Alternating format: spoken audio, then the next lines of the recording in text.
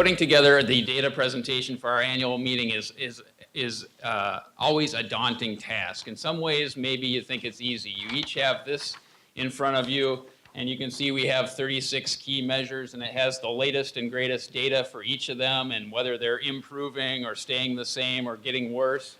So that maybe my work is done, maybe I should go sit down. But in other ways, as many of you know, for each of those key measures, we look at them by race, by gender, we look at them by region, by county, by city, a number of different ways. So we have somewhere north of 3,000 different graphs and maps and charts on Minnesota Compass, each of which tells an interesting story. So when you have all of that data, and then you're faced with somewhere around 150 of the smartest people in Minnesota, people who are working hard to improve quality of life in our state each and every day, you know, what's the cohesive story that we should convey that can best inspire action, as Paul was just mentioning.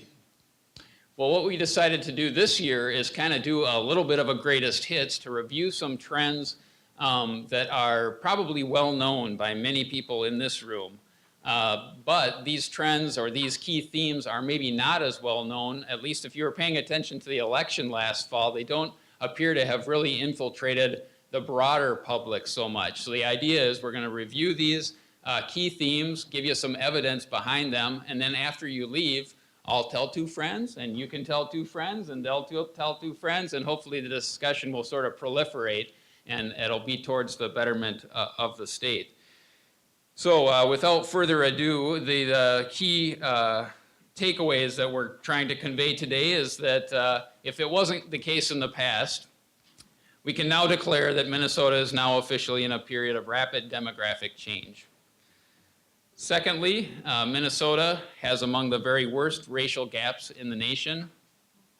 And related, the third major takeaway is that closing those gaps will pay big dividends for all of us. So I'll give you a little bit of data on each of these, actually a lot of data on each of these, so we'll try to, I know you guys all came in part for the numbers, right? So here we go. Minnesota is now officially in a period of rapid demographic change, and that speaks to both the aging of our population as well as the increasing diversity here in our state. To take the aging trend first, as many of you know, over the next 20 or so years, the number in their traditional retirement years, age 65 or older, is projected to double. And we know these projections are right because they come out of the state demographer's office, and we're happy to have the state demographer and some other folks from that office here today. And we know they're brilliant because they're Compass alumni, and they do a great job there. Anyway, so we're going from about 700,000 people in that age category to nearly 1.4 million, a big change. How does that compare to the workforce age population? Well, that population is not projected to change much over the next 20 years. In fact, it's only a 2% growth rate, basically stagnant. And as the headline says, the workforce age population is, of course, working and paying taxes. So that sets up some interesting dynamics right there. If we look at the school age population, if you compare the number on the top line there, you'll see that the school age population is now higher than the population age 65 plus. Fast forward 20 years and that will reverse. The population age 65 plus is larger than the school age population. And I will point out that the voting rate is actually much higher among the retirement age population than the school age population. So that also sets up an interesting dynamic looking forward. How will scarce resources be allocated in our state in light of these demographic changes? Just to round out the picture, there's a look at the early childhood population. As far as we know, there's no baby boomlet projected in the future in the next 20 or so years to balance out our population. So the big, in terms of age, the big driving section will be those age 65 or older. We actually used these slides at last year's presentation, but they are quite compelling, and they do show that this aging trend is affecting all parts of our state. Currently, there are about 22 counties where there are at least 1 in 5 of the population is age 65 or older. In 10 years, that number grows to 48 counties. And by 2030, 69 counties will have at least 20% of their population age 65 or older. So it is a dramatic trend and one that's affecting virtually all of Minnesota. There are both upsides and downsides to this trend. A huge upside, of course, is that many of us can expect to live long and healthy lives. That's great, with high quality of life. Many of us can also, unfortunately, if these sort of patterns hold true, can anticipate some level of disability in our future. So that's sort of a downside to the aging trend, that we'll need more sort of health support to support folks in their older years.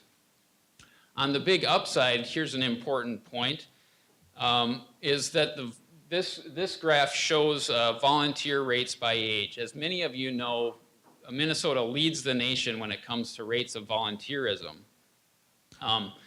What you may not have realized is that the volunteerism rates are the highest among that age group 65 to 74. The bar is the longest there. The highest rate of volunteering is among that age group. What this graph doesn't show is that not only is the percentage of folks volunteering highest among those older adults, actually the time spent volunteering is longest among those groups as well. So the groups that we have circled there volunteer on average of about 2 weeks per year, whereas everybody below volunteers on average about 1 week per year. So let's have a little bit more fun and try to monetize that, if we will. Today already, among older adults, we have 274,000 volunteers in our state. If we multiply that by the average hours volunteered per year and attach what is, I guess, a standard of $20 per hour, that represents an asset to our state of about $471 million today. Now, the state is aging, as we've just discussed. If we look out to 2030, what does that mean for our state? An asset worth about $934 million. If we can even drive those volunteerism rates up a little bit, we'll be approaching $1 billion worth of value there. So that's one of the issues that we'll be looking at in the discussion later on, is how do we actually take advantage of this big opportunity for our state. Okay, so the aging trend is the one trend that we've already talked about when it comes to the rapid demographic change in our state. Let's touch on diversity just quickly here. That second trend line is a look at how the population of color has changed in our state. You can see that the trajectory has been somewhat similar in that there's been a steep increase in the number of folks of color living in our state. This change happened a little bit sooner, with a dramatic increase happening somewhere around 1990. So for the past couple of decades, we've seen a big increase. Let's look at just the past decade alone to illustrate this, to flesh this out a little bit. And what we saw from 2000 to 2010, the state of Minnesota grew by about 8%. What many people don't necessarily recognize, maybe all of you know this, but beyond this room, is that much of that population change was driven by our populations of color. So whereas the white population grew by only 2% in the past decade, the population of color actually grew by 53%. So the percentage is higher, as well as the numbers. If you look at those net change, the white population grew by just under 75,000, whereas the population of color grew by just over 310,000. So our population increase, our population growth, is really driven by the increasing diversity in our state. Now, when we talk about increasing diversity, many people immediately start to think about Minneapolis and St. Paul. And we all know that they should also be thinking about Brooklyn Park and Brooklyn Center, which are now they're actually the state's most diverse cities. So most people, though, do think about the Twin Cities, or perhaps they might think a little bit about Duluth or St. Cloud or Rochester, or maybe some of the pockets of immigration around the state like Wilmer or Worthington. But I'm here today to tell you that the increase in diversity is not just a Twin Cities issue or an issue that pertains to those pockets that I just mentioned. When you do this same sort of math and look at the net change county by county, throughout our state, 59 counties over the past decade, the increase in the population of color numerically was larger than the increase among the white population. In fact, in several counties, the white population actually decreased while the population of color increased. So there are, again, this increasing diversity is, like the aging trend, affecting virtually all parts of the state. Finally, diversity is not often thought of as a generational issue, but it actually is. I recently heard Angela Blackwell Glover of PolicyLink out in California state it this way, that the racial divide has become a generational divide. And of course, in Minnesota, we're too nice to really talk about a lot of divides, but there is that potential here. The data does kind of suggest that that is something we should keep a watch on. What this graph shows is that for the baby boom generation, for example, we have about 1.4 million people in the baby boom generation, but only 1 in 12 among that generation are persons of color. When you look at the digital generation, or the kids in the state of Minnesota, we have about 1.1 million kids, and about 25% of the kids in our state are kids of color. So when I talked earlier about the allocation of scarce resources and how the aging dynamic would play into that, well, let's hope that the different complexions of the different generations in our state don't further exacerbate those issues. This graph really is in part to acknowledge the inadequacy of that broad analytic category that we use called of color.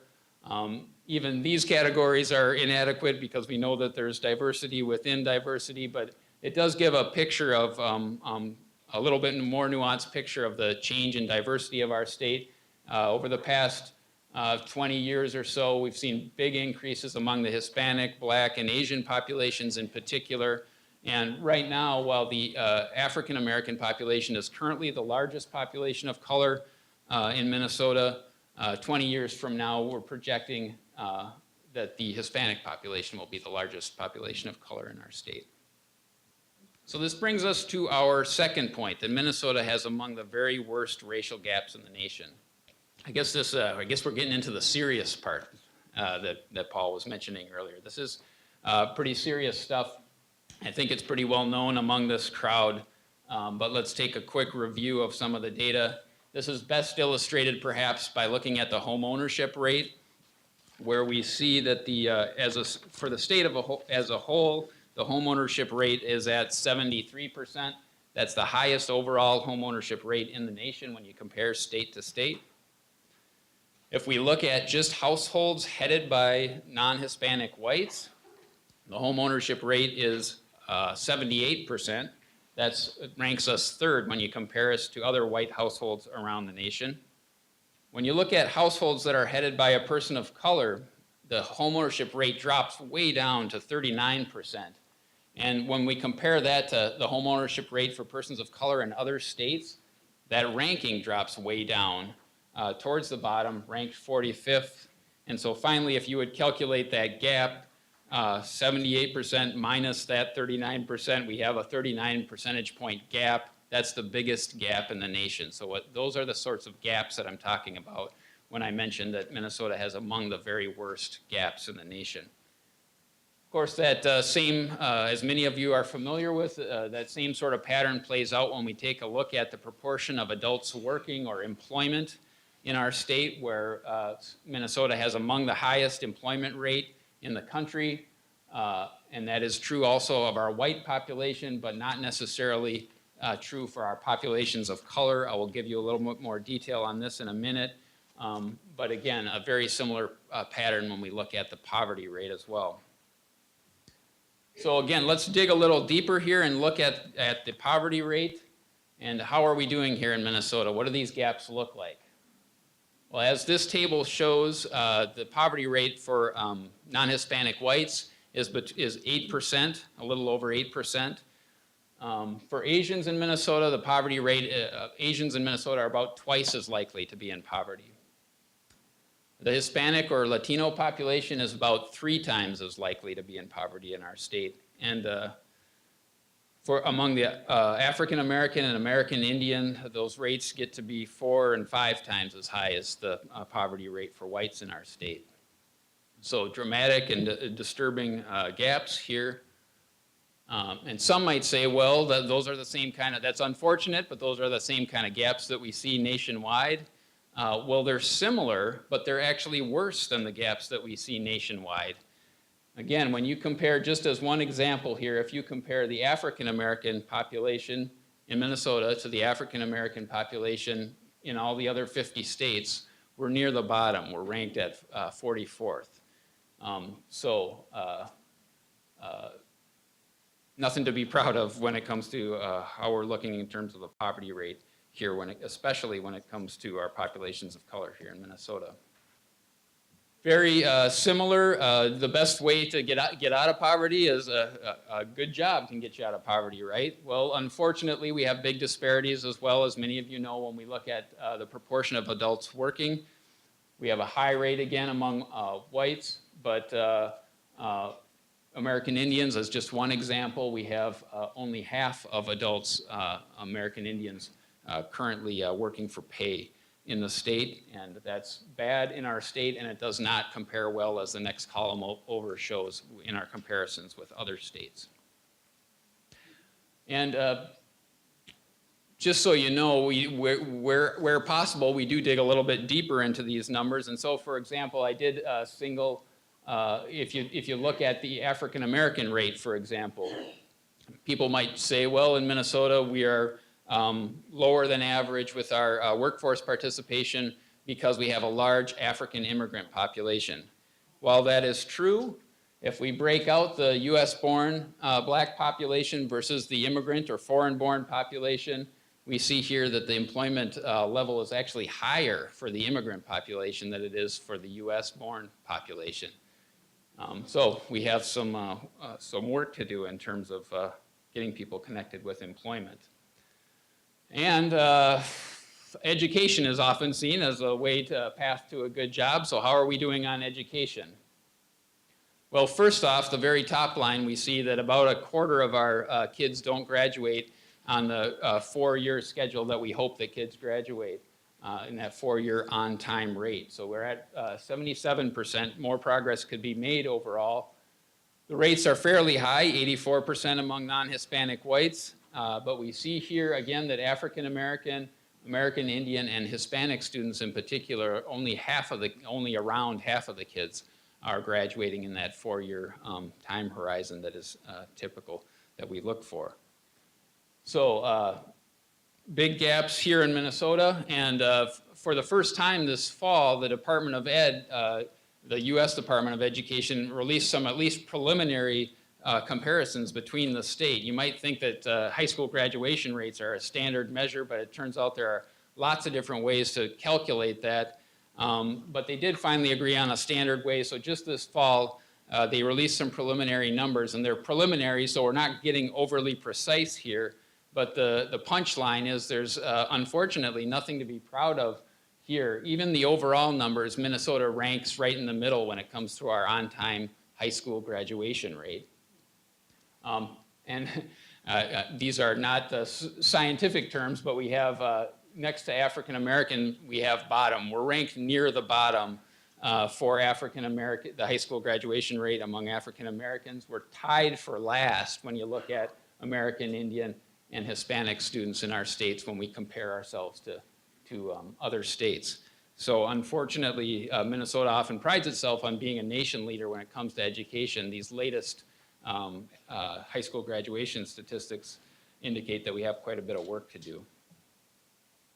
I won't spend much time here, but just to acknowledge, I just at the bottom here added the limited English proficiency and economically disadvantaged. Also, we're not doing so hot there. It's not just a racial issue. There are issues of language and economics that play into this, obviously, as well. So this brings us to our third big takeaway, and hopefully the more hopeful, more positive, more forward-looking part of this that we're going to put you all to work on after lunch this afternoon, in part, is how do we close these gaps? Because closing these gaps will pay big dividends for our entire state. What do we mean by that? Well, we put together a couple of rough scenarios to take a look at what the future of Minnesota could look like. So here today we have, again, the poverty rate. Among whites, it's between 8 and 9%. Among our populations of color, it's over a quarter, and that averages out currently to about 12%. It will be, if nothing else changes, but the demographics of our state racially continue to change as projected, the poverty rate will be increasing.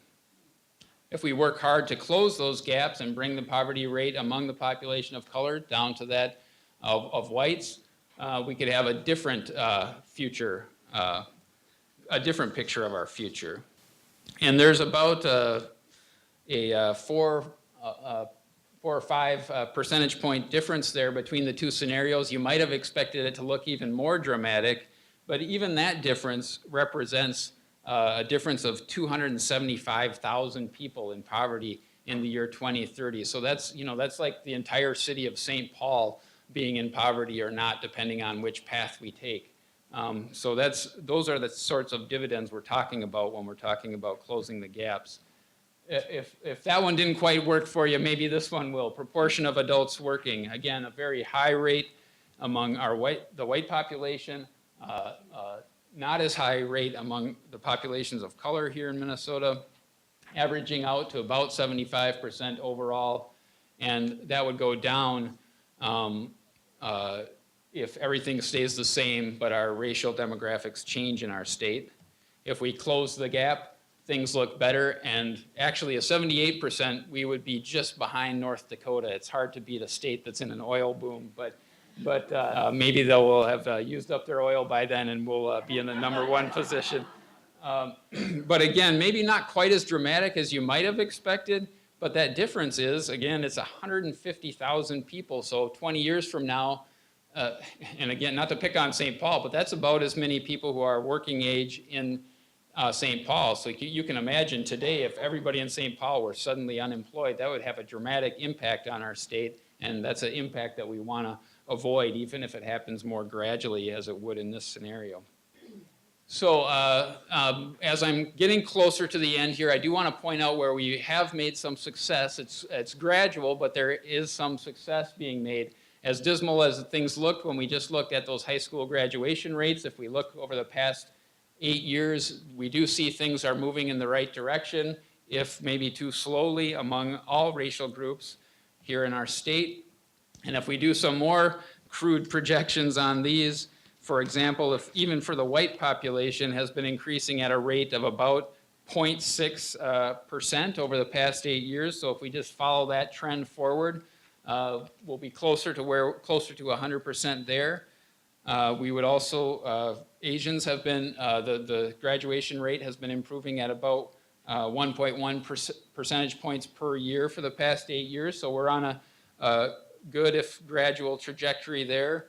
The Hispanic students in our state were actually increasing at an average rate of 2% per year. So you can see things are going in the right direction, if a little bit more slowly among some of the other populations. But the question for us here then is, can we hold on to this sort of progress and keep it going?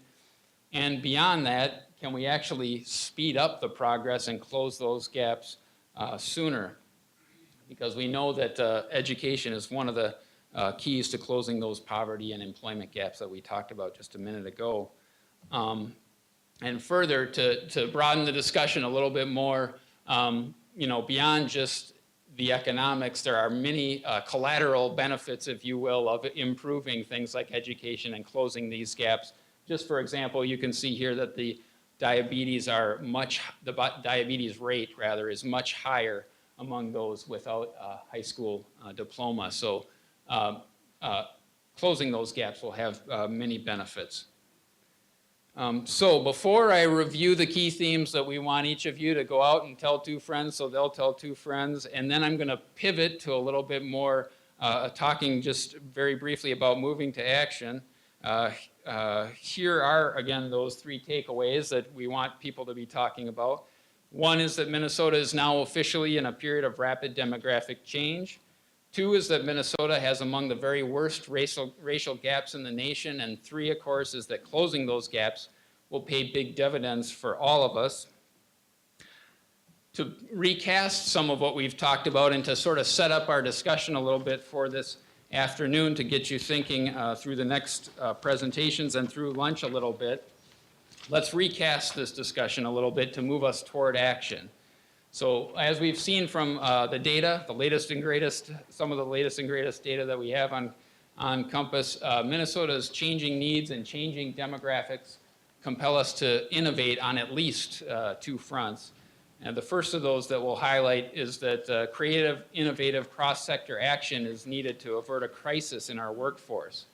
We need to work on preparing the emerging workforce in new ways. We need to eliminate gaps in workforce participation and skills, and this will generate many benefits, including a competent workforce, greater productivity and competitiveness for our state, and improved economic well-being really for all of us. A second way that we talked about earlier on in the presentation was harnessing the state's unprecedented volunteer capacity to meet critical needs. Again, here we need to create new systems to connect volunteers with opportunities.